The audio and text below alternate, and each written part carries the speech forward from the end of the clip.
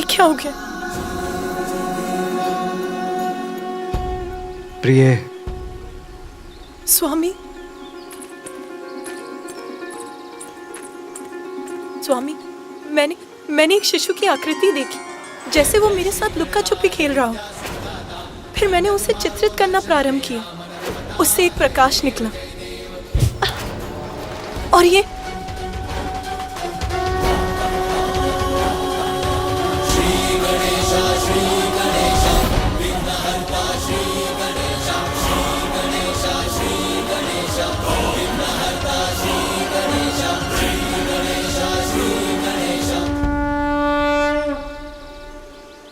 प्रिय, प्रकाश जीवन का ही तो प्रतीक है। वो प्रकाश जो आपके चित्र से निकला, वो आपकी इच्छाओं का ही साकार रूप था, जो आपको अपनी एक छोटी सी झलक दिखला गया। जैसे आप उसे पाना चाहती हैं, वैसे ही वो भी आपके पास आने के लिए व्याकुल है। आपको स्मरण है ना, मैंने आपको एक और पुत्र का वरदान दिया था। जब तक पुत्र कार्तिकेय अपने कर्तव्य को निभाकर लौट नहीं आता, आपको एक और पुत्र का सुख प्राप्त होगा। आपकी कामना ने आकार लेकर आपको अपना आभास कराया है।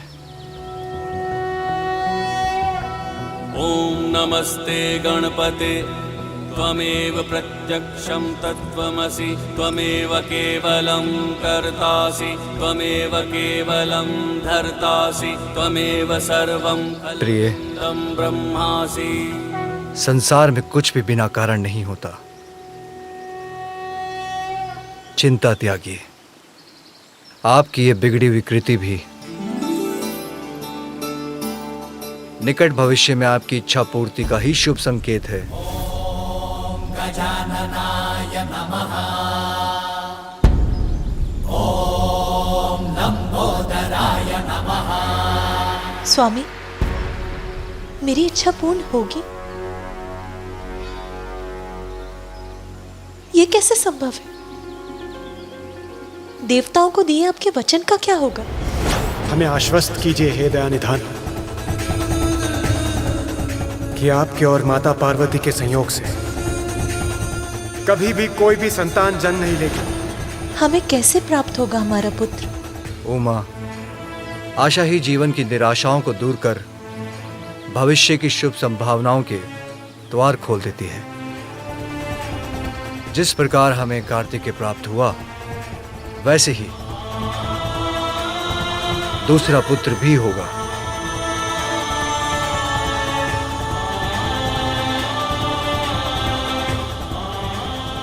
किंतु उसके लिए आपको कुछ विशेष करना होगा प्रिय। क्या करना होगा स्वामी? देवताओं को दिए आपके वचन से कैसे मुक्ति मिलेगी? पुण्यक व्रत।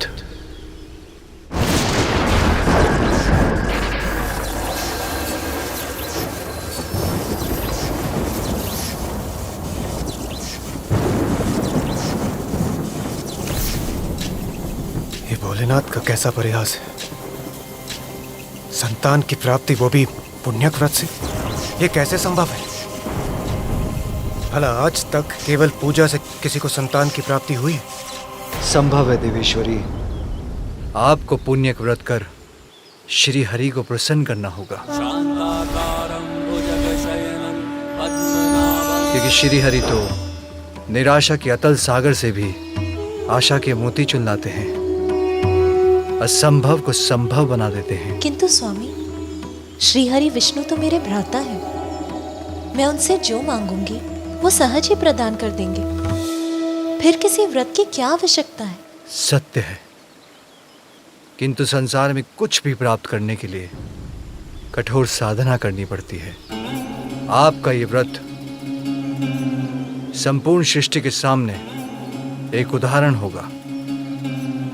यदि यही आवश्यक है तो मैं पुण्यक व्रत अवश्य करूंगी। किंतु पुण्यक व्रत लंबी अवधि की कठोर साधना से ही संपन्न होता है पार्वती। ये व्रत आपको अकेले ही करना होगा। इतने लंबे समय तक मेरे साथ से वंचित रहने का कष्ट उठा सकेंगी आप?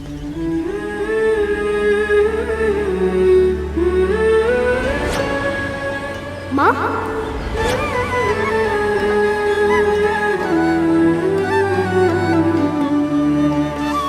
आपसे दूर रहने का कष्ट तो असहनीय होगा स्वामी, किंतु कुछ समय तक आपसे दूर रहकर जीवन भर अपने पुत्र का साथ तो प्राप्त कर सकूंगी मैं। यदि पुण्य व्रत के लिए ये आवश्यक है तो ये भी सहूंगी मैं। नारायण नारायण इंद्रदेव, नारायण नारायण।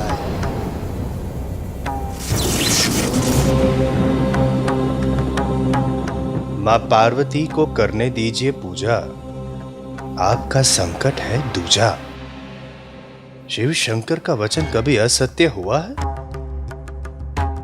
मैं भी उन्हीं के दिए वचन के विषय में सोच रहा था देव ऋषि। भला भोलेनाथ का दिया वचन असत्य कैसे हो सकता है? किंतु माता पार्वती का भ्रम इससे अवश्य टूटेगा। नारायण नारायण इंद्रदेव, नारायण नारायण इंद्रदेव। उधर देखिए इंद्रदेव, जो वरदान मांगने जा रहा है अपने तप को बनाकर सफल, महासंकट खड़ा हो जाएगा देवताओं के लिए यदि मिल गया उसे वरदान का फल। नारायण नारायण।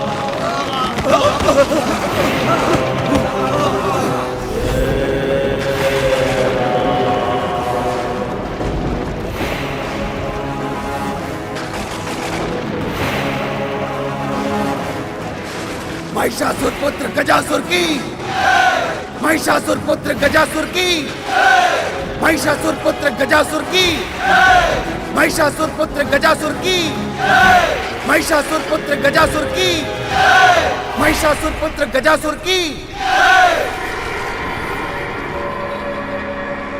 महिषासुर पुत्र गजासुर की, महिषासुर पुत्र गजासुर की, महिषासुर पुत्र गजासुर की, महिषासुर पुत्र गजासुर की, महिषासुर पुत्र गजासुर की, महिषासुर पुत्र गजासुर की।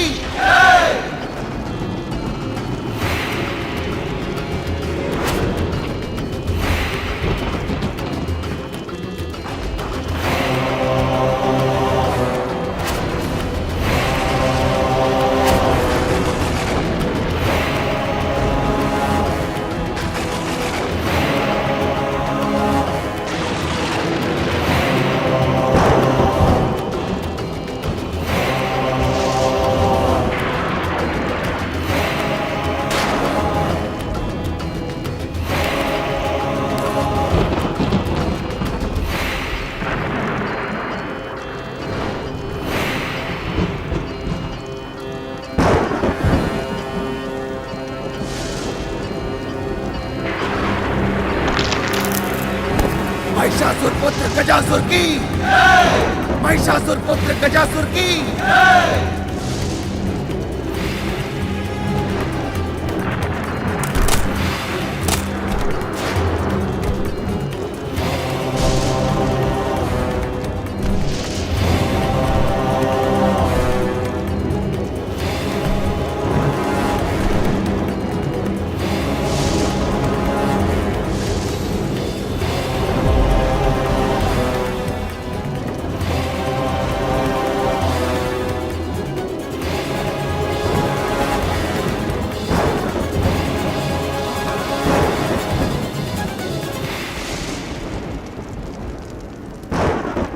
भोलेनाथ,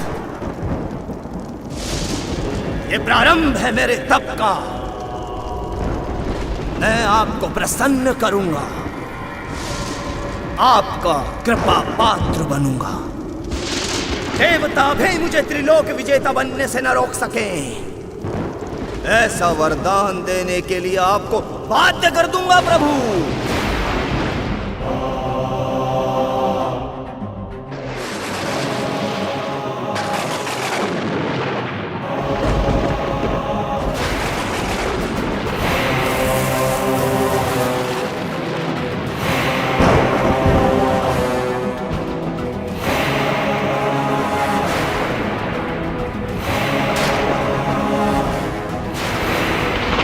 मुझे देवताओं के साथ मिलकर इसकी तपस्या को रोकना ही होगा। जग की जो जननी है पुत्र के लिए, पुण्यक व्रत करने संकल्प है लिए। सुख त्याग तैयारी कर रही कठोर, कष्ट बोध भूली भाव से बही विभोर। भूमि पे सोए माँ प्रबंध सब किए, स्वयं लाए नीर फल सुमन हरि लिए। अरुणोदय जाग शुद्धि कर्म में लगी, व्रत है तू श्रृंगार माता कर रही।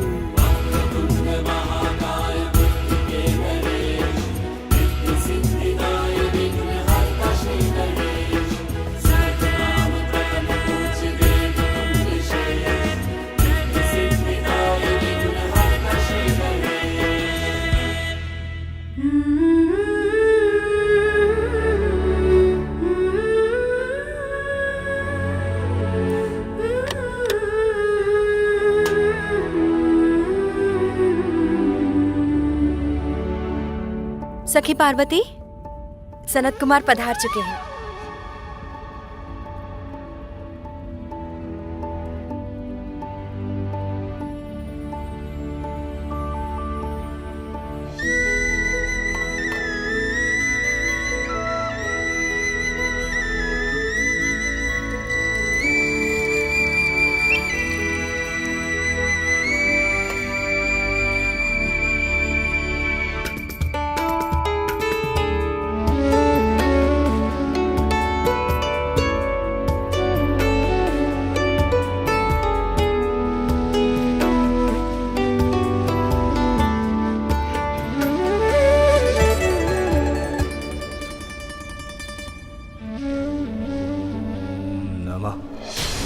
शिवाय। ओम नमः शिवाय।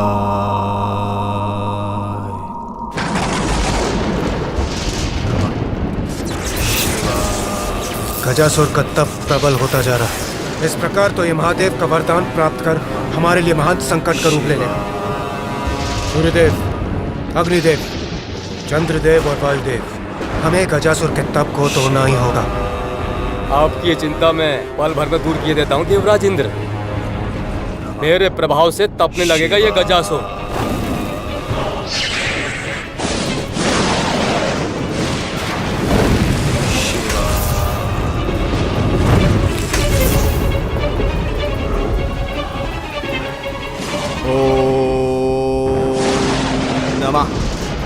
शिवाय।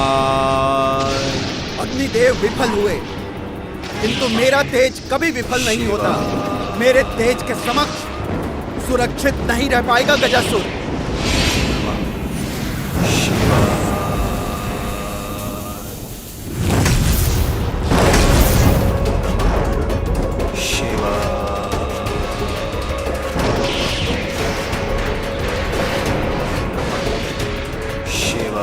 देवगण, इससे पहले कि गजासुर और भी शक्तिशाली बन हमारी महिमा को छिन्न भिन्न करे, उसके पूर्व हमें अपनी सारी शक्तियों को एकत्रित कर इस पर पार करना होगा।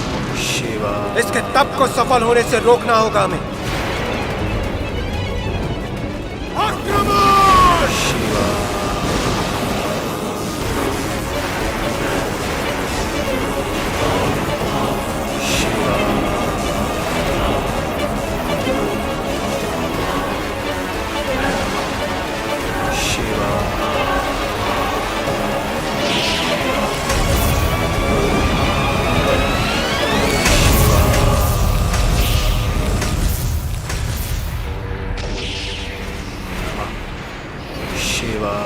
ये कैसे संभव है?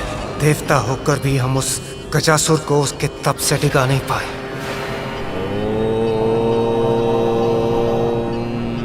नमः शिवाय।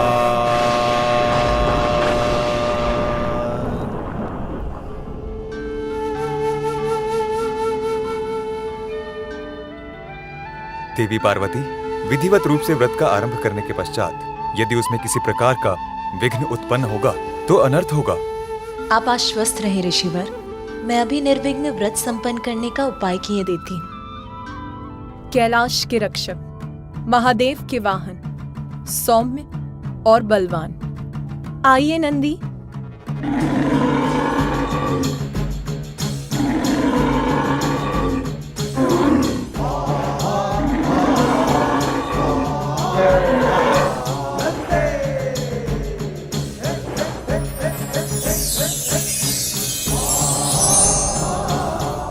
प्रणाम माता, आपने मुझे यहाँ बुलाया?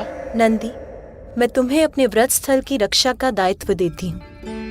मेरा व्रत पूर्ण होने तक यहाँ किसी का प्रवेश नहीं होना चाहिए। किसी का से मेरा अर्थ है, यहाँ कोई नहीं आना चाहिए। जो आज्ञा माता, आप निश्चिंत रहें। आपके व्रत में मैं कोई भी बाधा नहीं आने दूंगा। यहाँ कोई प्रवेश नहीं कर सकता। इसकी बैल बुद्धि इतना स्पष्ट आदेश समझ सकेगी?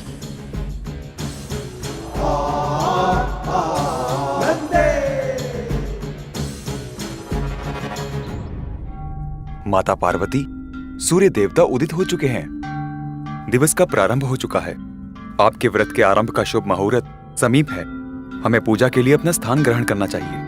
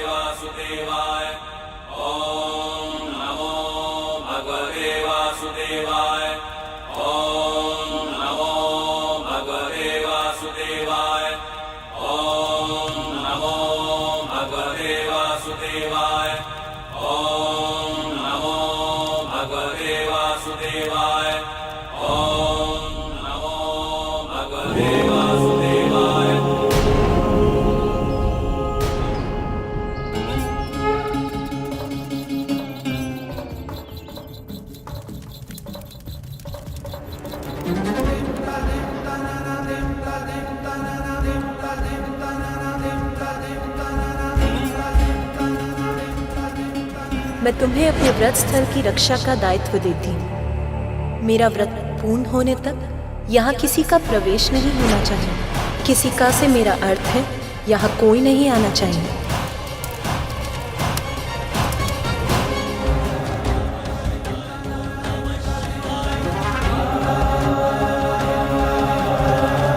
मेरा व्रत पूर्ण होने तक यहाँ किसी का प्रवेश नहीं होना चाहिए।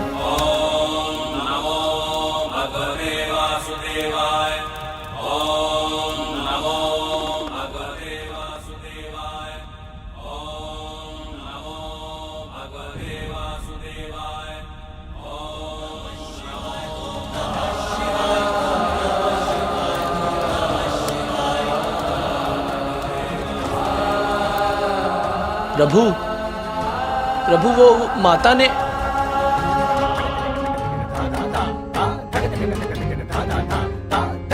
प्रभु तो रुके ही नहीं। अब माता के पुण्यक व्रत का क्या होगा? मैं शिव शंकर की अर्धांगिनी पार्वती आज संकल्प लेती हूँ कि क्षमा करें माता, नंदी आपको दिए अपने वचन को निभा न सका।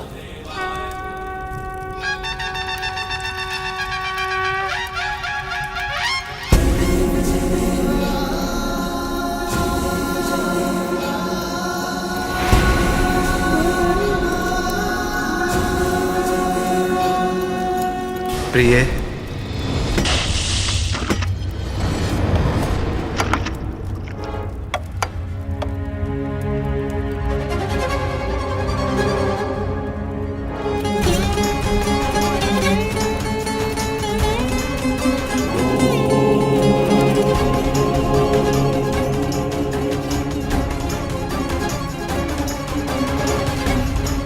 जिस प्रकार हमें कार्तिकेय प्राप्त हुआ, वैसे ही दूसरा पुत्र भी होगा।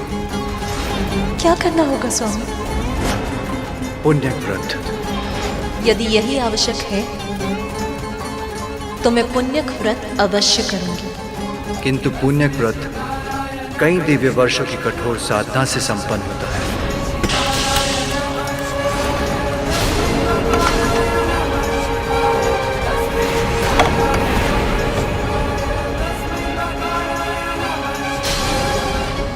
ये तो अनर्थ हो गया, भंग हो गया आपका व्रत।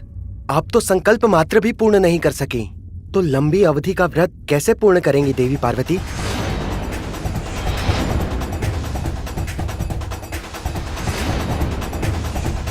आपने भीतर कैसे प्रवेश किया स्वामी? मैंने तो नंदी को आदेश दिया था कि मेरा व्रत संपन्न होने तक वो किसी को भी यहाँ ना आने दे। नंदी मेरे प्रति निष्ठावान, मेरा वाहन, मुझे कैसे रोक सकता है प्रिय? मेरे विश्वास को खंडित कर दिया नंदी ने।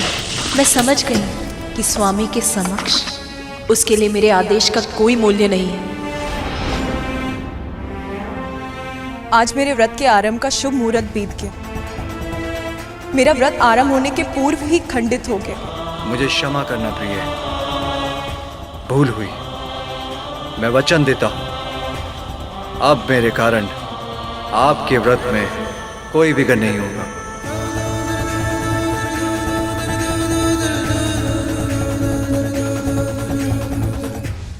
आरंभ में ही व्रत का खंडित होना, क्या ये इस बात का संकेत है कि मेरे दूसरे पुत्र पाने की कामना कभी पूर्ण नहीं होगी?